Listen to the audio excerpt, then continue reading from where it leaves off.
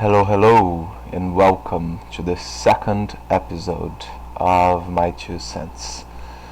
I'm your host, Dan, and today we are going to look at some news on Cyberpunk 2077 and two posts on Reddit relationships. So, first of all, for those out there who don't like games or haven't played a game since you were a children or you're a child, sorry, Cyberpunk 2077 is a game in a dystopian future where you have everything essentially turned into porn. You have virtual reality stuff that connects with your senses, and you can have real sensations whenever you're connected to this device, which they call brain dances. And yeah, the whole thing is based around Johnny Silverhand, which is a terrorist who attacked a tower, a corporate tower, Arasaka, back in 2023. And the game is in 2077. That's why the name of the game is Cyberpunk 2077.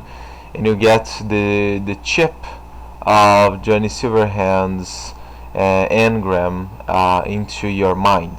So you divide your body with these two personalities that are actually two different people, two different personalities. So it's quite interesting. The whole idea of the game was very bold, and the game didn't turn out so well. Personally, I really liked it. I still even have installed in my computer. On my computer, I play it sometimes. I finished the game twice, and the game is essentially the strong suit of the game is the relationships. Like, the relationships in the game are amazing. You can forge this amazing and deep connections with several different characters. You can actually develop relationships, romantic ones, and it's really believable. It really looks like you're hanging out with a real person with real emotions. The animations are really good when they work. I mean, personally, on my computer, I didn't have big problems with the game, but yeah, console players, especially on PS4, they had a terrible time. A lot of glitches, a lot of crashes. Like, most people actually couldn't play the game for more than 5 minutes without the game crashing. So my experience of the game is very subjective to my own device. I understand that for a lot of people out there it was difficult, a lot of frame rate drops and FPS drops, and that's a huge problem, right? I'm not gonna spend too much time talking about the game. I'm just excited because the game was announced with a huge update. If you guys check cyberpunk.net, you can see their newest update, and there are a lot of YouTubers out there who did a really big thing about this announcement. It was released 3 days ago on March 19th, and yeah, we have all this new information that is talking about they are going to tweak the police system, which used to be really bad. Like, if you commit a crime, if you kill a civilian or something like that, the police would just appear out of nowhere. It was indefensible. You would simply die after a while, or simply run away. If you are in a car in a moment like this, the police cannot do anything against you. It's really easy to get away, really easy. And if you are on foot, it's almost impossible for you to fight off the police. Even a late game character eventually will get overpowered by the police without much effort by them. So we have a lot of changes. This is one of them. Some things that seem interesting. I mean, right now they seem to be going the right direction. They are fixing a few other bugs as well. I recommend you guys take a look at cyberpunk.net and check out the March 19th update, and because it's going to be the patch 1.2 patch. So yeah, look out for that if you like the game. If you bought the game, just hope that this patch doesn't make things worse. We had some patches earlier this year that actually made the game worse. They fixed a few mistakes, but since the code seems to be having a lot of issues, as soon as they fixed some things, other things ended up broken. So yeah, well, I don't know what to expect with this 1.2 patch. I would not keep my hopes up too much, but you know, again, it's a game that I had a lot of fun. It's a very unique game, especially the way they approach the relationships and stuff like that. And I know this is only the second episode of My2Cents, but so just so you guys know, I really enjoy studying psychology and philosophy. I am a philosophy major, and I studied psychology for like 10 years. Even though I'm not a practitioner, I'm not a counselor, I'm not a professional in that area, so whatever I say about relationships, hear that with a grain of salt, okay? And don't take anything too seriously, but I do like to comment on it. And again, one of the main reasons I like cyberpunk, actually the two reasons, the combat and the relationships, because the stories you don't have as much freedom as they would let you to believe. They would let you to believe, you know. You should have more freedom, but anyway, that's not here nor there. I actually have a post here that I think it's really interesting. I sent the first episode of My2Cents to a friend of mine, and he said the audio was bad, so I tried to fix it this episode, so you guys can let me know if this is better or if it's worse. The reason I left the audio very low in the last video is because with my audio like that, you don't get to hear the static behind the microphone. So now you're probably hearing this static, which I know sucks. So you guys can let me know if that's better or worse. I am planning on buying a new microphone because I need to. I give online classes all day. Like the only reason I can record this podcast is that I usually do that over the weekends. This one, however, is being recorded on a Monday because one of my students had to reschedule and I have this free time. So that's what I'm doing with my free time. Anyway, again, I'm gonna read a post on relationship advice subreddit, and it's a post that was made 2 days ago, and it caught my attention. You know, it's called "My Husband Lied About the Reason He Stopped Touching Me, and It's My Fault." Alright, so the post got deleted, but the mods reposted the content, and they said like, "This post has reached one of our comment karma limits. The text of this post has been preserved below," and then they give us the text. So that's what I'm gonna read to you guys. I'm just saying that because if you go looking for this post out of curiosity, you're not gonna see the post formally. You're gonna see that in one of the comments, the first comments really. It's really easy to spot. So let's go. It starts like this. At the beginning of our relationship, we were fairly sexually active. This started to fade from 2 times a week down to once a week, then every 2 weeks, then once a month. I started getting discouraged because he just stopped. When I would ask him about it, he would say that he has low sex drive because of his medication, and I believed him. Then I started catching him masturbating. I would go to bed and he would stay up. Whenever I would go get him for bed, 9 out of 10 times he was jerking off. This upsets me because he has low sex drive, right? Then he started to get more sneaky about it. He takes baths often and he would jerk off in the bath. He would leave the door open and draw the curtain so I wouldn't suspect he was masturbating, but again he was. He just couldn't understand why I just couldn't understand why he kept doing it, but wouldn't have sex with me. So okay, just the first comment here. I don't know what this man's medication is, but I remember when I was taking something for my hair, so I wouldn't lose my hair, you know, so my hair wouldn't start falling off. And I didn't know that it would take my sex drive off, and it kind of did, you know, for a while, and then I realized it was the medicine. But it's not that big of a deal, and what it does it is that makes you lazier.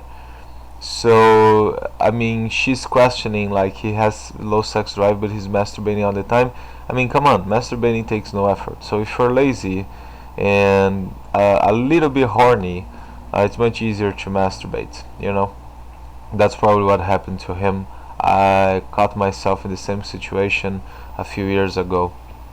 So I mean, it's understandable that it could be the medication and he still would be masturbating.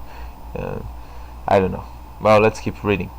So, this leads me to look up the side effects of his meds. I was stunned to see his meds has no side effects relating to lowering sex drive.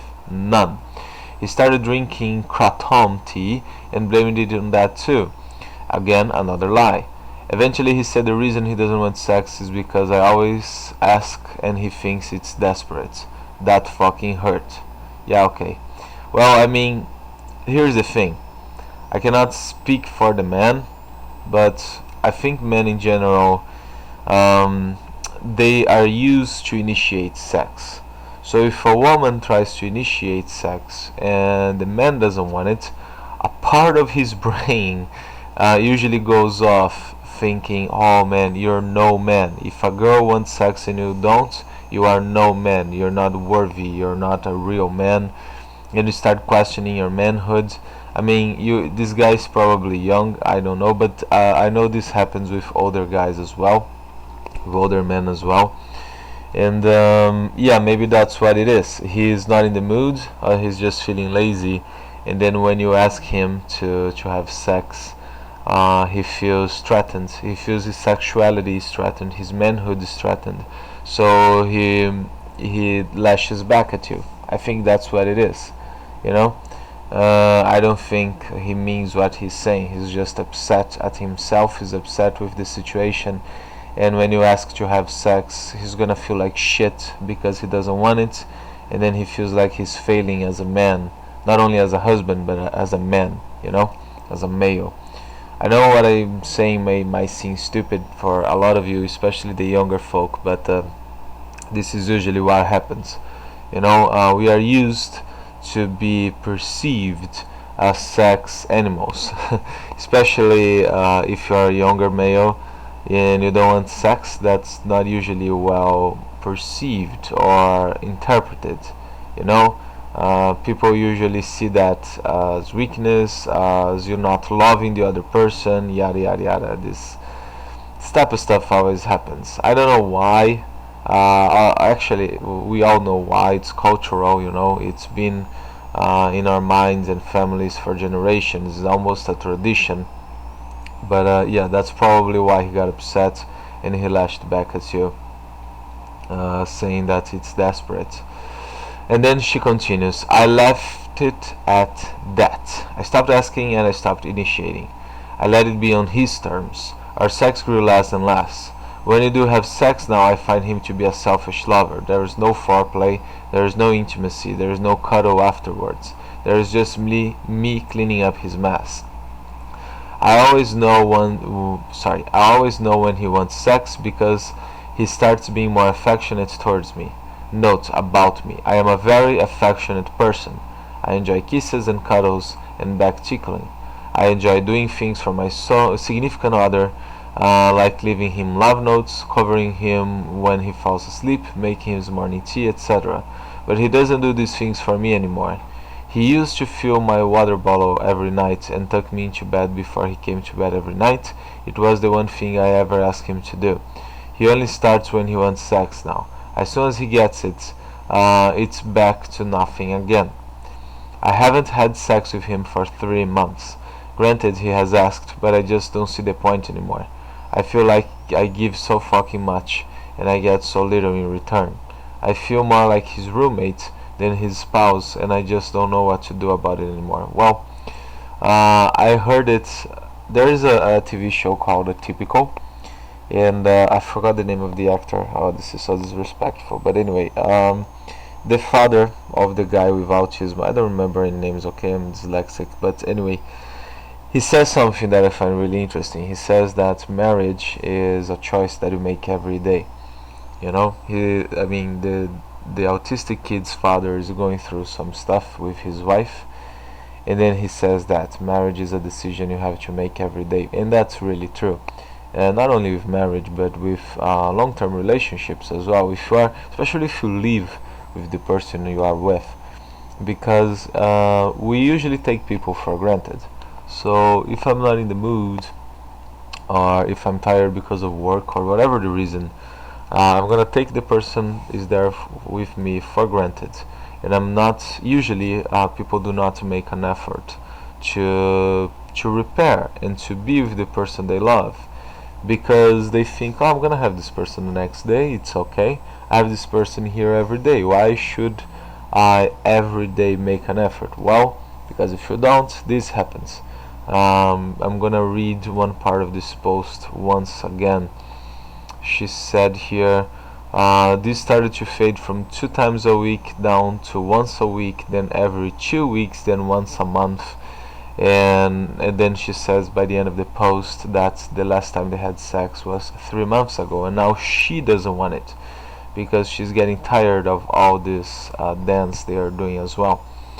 But this is very common with couples, I believe, especially if you don't make a big effort. And it is difficult. Of course, it takes a lot of work, but you need to do small gestures every day. Like the girl said, cuddling, filling her bottle of water, complimenting, small gifts. A lot of people think that everyone out there is looking to get expensive gifts. I mean, don't get me wrong, people like expensive gifts, but you don't need to do that in order to be in a happy relationship. You can give small gifts. Maybe you buy something, like you order some takeout foods, and you ask for something extra for your significant other, just as a bonus and as a surprise. I'm sure the person will like that. Maybe a dessert that they like, or maybe an extra dish that they enjoy. I don't know. Maybe you order something online. Maybe right now we are in lockdown, at least here in Brazil. But maybe in the future you can go to stores and malls and buy something nice, something cheap. Again, you don't have to spend a lot of money. You can if you have a lot, or if you want to, but you don't need to. It's very much unique for each relationship, I guess. And but if you don't do these small gestures, if you take the person for granted, not only the other person is going to start to look at you differently, but you are also going to look at the other person differently. You know, because when you take someone for granted for too long, then this person is not special anymore. All of a sudden, this person is not special anymore, and this is so common. It's so painfully common. It happens with a lot of couples. Like, I have a lot of friends. Actually, I have a few close friends and a lot of people that I call friends, but they're more colleagues than any other thing. But regardless, I talk with a lot of people, that are in long-term relationships, and they usually think sex is overrated. Well, I mean, again, each relationship works a certain way. I cannot say that what works for me will work for everybody else, but I think sex is a very good reflex of whether or not things are working out between you and your significant other or not. Because if things are not working out between you two, most likely one of the first things that goes away is the sex drive. And then all of a sudden, it's like this woman said, I feel more like his roommate. This is her last sentence. I feel more like his roommate than his spouse, and I just don't know what to do about it anymore. Well, I mean, it's not only up to her. The title is very self-depreciative. She says that, let me read it again. My husband lied about the reason he stopped touching me, and it's my fault. Well, both are at fault. It's never like just one person's fault. But if you were lovely with him, if you were present and he wasn't, then it's more on his side. At least, in the beginning, we can always do more. We can always do more for our significant other. Always, every single time. Again, it doesn't have to be gifts. It can be small gestures. If you have absolutely no money, you can maybe draw something. You can write a poem. You can, I don't know, man, learn to play an instrument just to please the other person. You can do that for free on YouTube. You can get a cheap instrument. I don't fucking know. There's plenty of things that you can do for a significant other that don't require money and don't require a lot of time. And that's the thing. The other person knows that. So if you're not giving them anything, it's because they stopped being a priority in your life. And that's the key word here, priority. This woman, at least for what seems by the post, hopefully I'm not being pretentious, she seems like she's starting to realize she's not a priority anymore. And it could be because of the medicine. Again, I used to take a medicine that did a very similar thing to me, and it really sucks. It sucks because it's kind of beyond your control. You start being lazy, you start not seeing the point of making a huge effort anymore. And yeah, it is difficult. It gets difficult, it gets tricky to actually make an effort to talk to other people and have sex with them. It's much easier for you to not do anything. But again, it differs from person to person. If your sex drive is huge, you can be taking whatever medicine it is, you're not gonna have a problem. I've met people like that. But then again, everyone is different. So if you go back to the post, there are some comments on it. Some people, I'm gonna read the first two top comments, okay, especially the first one, because I remember he said something about the medicine. Oh no, it's not about the medicine. Okay, sorry. Yeah, I should have read it before, but whatever, let's go. I think the lack of sex is only a small part of a huge problem, OP. For those who don't know, OP is original post. I don't remember now. Whatever. So it doesn't sound as though he cares much for you and your needs at all. See, you cannot say that. You cannot say that.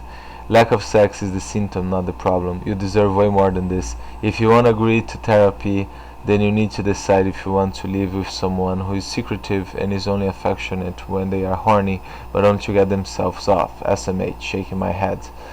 I agree with the part they say the problem is more with him than with her. A lot of people seem to agree with this idea, but yeah, again, sex is always the symptom, is never the cause. That is true, and that is true when things are good as well. It's what I was saying, like sex is important. If you're having a healthy relationship, doing all these small gestures, talking to the person, giving them gifts, giving them attention, giving them love, sex is gonna happen.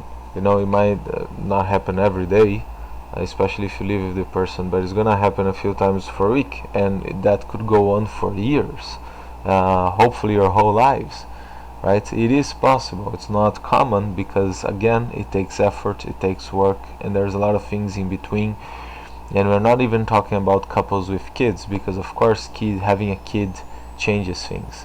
When you don't have any sleep all day, you're not gonna be able to have sex. Whenever you have a free time, you're gonna want to sleep. You're going to want to recover. It's difficult for me to talk about this because again, I'm not a professional in this area, and my advice is just to talk. Right now I'm just commenting on her situation. I'm not actually giving any advice. If anyone out there sees themselves in this situation, you should try communicating. You should try doing small gestures like I talked about. You should try recommending maybe therapy. If nothing of that works, you have one option, especially if you don't have any kids, and even more especially if you are young. Just go away, even if you're not young. I just say especially if you don't have kids, because a divorce when you have kids is tricky. It's bad for the kids. Maybe you want to think about them too, but if you don't have kids and the relationship is just numb for the two of you, then just go for something else. You have nothing to lose. This is my comment on this. And I think it's really interesting. I was reading another one that is really close to one I remember Bill Burr reading. I'm gonna read this one. This is quite a long one, so I'm gonna try to not waste too much time as I'm reading it. And the title is the following: My wife, who is 25 years old, is becoming extremely woke to the point that is bothering me. How do I, a 26-year-old male, deal with such a large gap in ideological viewpoints? So here we go. My wife and I are longtime friends that reconnected years ago and hit it off instantly. We dated for 3 years and then got married about a year ago. For the longest time it seemed like we were yin and yang, like we only disagreed on the most trivial of topics, and any large topics with disagreements sprouted. There was no problem agreeing to disagree. My ex and I had severely different political views, which was one of the numerous reasons we broke up. But when I reconnected with my wife in the most divisive political atmosphere, we seemed to be at least near the same page as each other. That's exactly what I wanted. About a year ago, that all changed. Starting several months before we got married, my wife became enamored with the body positivity movement. She latched onto it immediately. This is something that I agree with in theory, but not in the nth degree she does. Basically, the way she has taken this movement is that healthy people suck, and if you are overweight or unattractive, you are a literal angel and should never change, because health is a social construct. I don't know. It's better if I don't comment on this. I know nothing about this shit. We have this in Brazil as well. This is not very famous anymore, I guess. Not here in Brazil anyway. We don't have, I don't know, we still have some people talking about this, but not as much as we used to. Nowadays people are more concerned, I guess, with other issues, especially after last year's events. Okay, let's continue. This has caused her to start vilifying health-looking people on TV and movies and ads, as well as not taking her own health seriously. We've both gained weight since we met, and I've attempted to get us both to exercise and eat healthier. But since she started this, I'm left out in the cold, as she believes that her weight is not important, so there is no reason to eat healthy and exercise. She tells me I'm free to diet exercise, but she won't, and that makes it very difficult for me to stay the course. She's also dove headfirst into LGBTQ, feminist and racial groups. Again, a lot of this stuff is fine. I have no issue with any of it. However, it's like her whole identity has been swallowed up, and all she can think and talk about is social issues. She has this really weird obsession with LGBTQ people that really puts me off. If she finds out an actor or celebrity is a part of this community, she is instantly obsessed with them, following their every move. She even said something to the effect of, "If we got divorced, I think I'd date someone who's trans," which I found to be an incredibly bizarre thing to say to her husband. Yeah, it doesn't have, not because it's trans, I'm guessing, just because if you're not together anymore, I'm just gonna be together with whoever else, and yeah, that kind of sucks. Let me close WhatsApp here. Jesus Christ, sorry guys. Anytime we do anything, go out, watch a movie, she's pointing out these things. This show is racist because they don't have any black people, she would say. Whoa, I really don't think they would have that scene if it was a man. So and so said XYZ, what a POS. Stuff like this, every day, all the time. POS is piece of shit, by the way. Personally, I'm not a fan of a lot of these identity-obsessed movements. A lot of this stuff that gets thrown around these days just feels so pandery, and it's annoying. But I don't let it get to me, because you know what? It's not affecting me, so I just mind my own business. But because my wife has become so obsessed with it, I hear about it every single day and bite my tongue, and I bite it and bite it, and it feels like I'm going to like it's going to fall off. Every day feels like I come home just to have my ear talked off about something I don't agree with, and I just can't say anything. I feel like I'm going mad. These things are weird these days, and I really don't know how to navigate this. I really don't know how to navigate this. I feel like there is a wedge between me and my wife that's one-sided, and if I say something, it will become two-sided. This seems like a rather delicate situation. I'm just looking for advice on how to navigate it. Sorry for the long post. So I'm gonna read the too long didn't read. So for you guys that vented for these last few minutes, because it's a long post indeed. And then he goes, wife become incredibly woke, and I'm not sure how to handle it when I don't agree with much of what she says. Well, it's very similar to the title itself. I mean, man, not agreeing with a person is a good thing. I heard the worst advice in my life, which you guys are probably gonna hear me quote on other episodes of the podcast if you ever are going to listen to this shit again. I remember they said, like, you should never be around people who don't agree with you. You should find people that agrees with you, so you feel better about yourself and have a happier life. This is the dumber and the dumbest. This is the dumbest comments or advice I ever heard in my life. You should be surrounded with every types of people, every single type of person you can get around you. You should. So, for example, have people that have different political views as yours. It doesn't matter if you think they're stupid. It's just your opinion. You have to consider theirs. You should also consider, when you're looking for sources of information, you should look for every single side. A lot of people I know, they only listen to the news, or they only listen to influencers they agree with. They only talk to people they agree with. Here in Brazil, we are very polarized right now. If either from the left or from the right, it's very difficult to find middle ground in Brazil, politically speaking, right now. And a lot of people has just cut ties with each other. Friendships were broken. Families were made apart. Sorry, I forgot the phrasal verb here.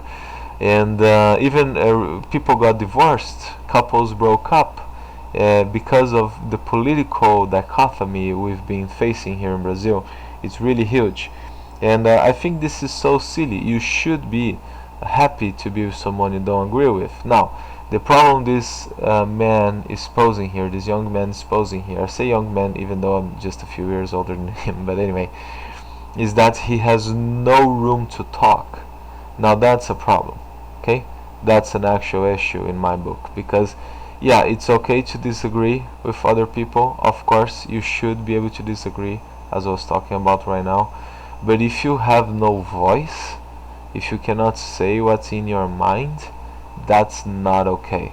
That's really not okay. That's kind of fucked up, really. So yeah, I think that if this man has no voice, then maybe he should consider getting a voice with this person, and if he can't manage that, just leave it. It's a shitty situation, because he clearly cares for her, but if he keeps going like this, you're just going to implode, and that's gonna ruin your relationship regardless, and it might get ugly. So it's better if you leave whilst in a leveled head, just before you get too angry. So again, this is my advice. I'm gonna read the first comments, the top comments, because I saw that OP gave his own opinion on the first top comment. So let's go. The comment is as follows. I'm sorry this isn't helping at all, and I'm not trying to make light of your situation, but this could be in a sitcom. It's just so absurd that it seems almost like a movie script. Nothing you do will be able to change her ideologies. If you don't agree with her, you have several options. A. Deal with it and pretend to agree. Yeah, come on, no. B. Talk with her about it and request that these things aren't discussed. High chance of pissing her off. C. Get a divorce.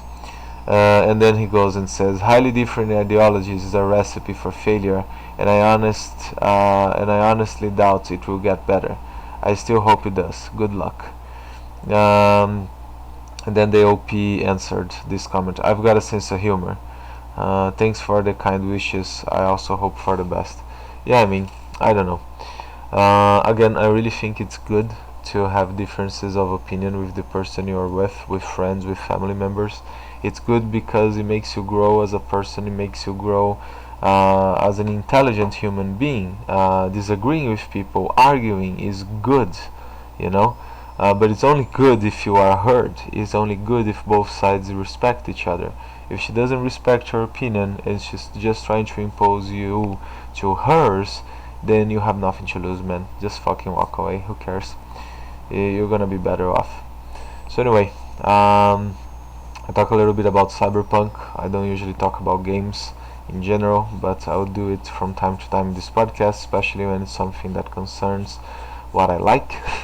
For example, Cyberpunk 2077 is a game that I really like. It was a big mess and hopefully gets better. Just giving some comments and barely advice in these two situations. They are, above my pay grade. I love this expression, this English expression, by the way, above my pay grade. Yeah, it's out of my league. But it is fun though to see these situations because it always helps me to think about what if it happened to me. What if it happened to me? I guess I'll just try to endure. Talking about this last one, I'll just try to endure, try to communicate. I'll try to see her side of things. I'll try to inform myself on what she's talking about to see if I can change my mind, if I have more knowledge. But if you already have enough knowledge, if you already know historically why these movements exist, and why she is so engaged into that, why she thinks it's important, and even still you don't get this importance to you, and it doesn't become important to you, then yeah, man, you don't have many choices here. Otherwise, you guys just keep fighting. The love is gonna fade away and fade away and fade away until there's nothing left. Anyway, those are my 2 cents.